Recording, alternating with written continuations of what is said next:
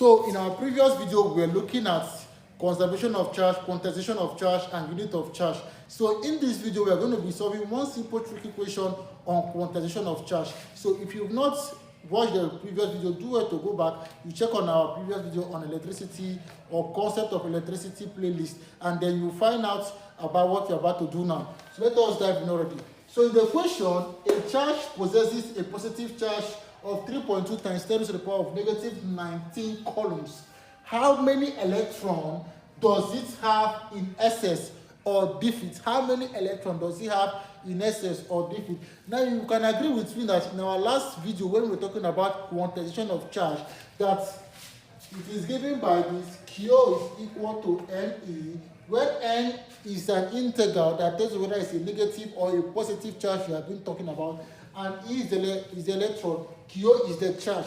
Now from the question, we are told that the charge Q is equal to 3.2 times 10 to the power of minus 19, and then so it's a positive charge, so take the number, how many electrons does it have in excess. So this is what we are asked to find.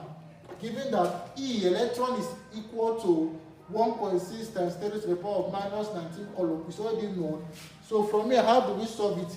We put in the equation Q is equal to NE. So we make N the subject of the formula. So N will be equal to Q all over E, the electron. So putting in the values into the equation, this is given by here. So we have 3.2 times 10 to the power of minus 19 all over 1.6 times 10 to the power of minus 19. This will cross into this. So we have 3.2 divided by 1. I believe somebody's already trying it. So let us dive in and give the answer for that problem so that we can solve the class immediately.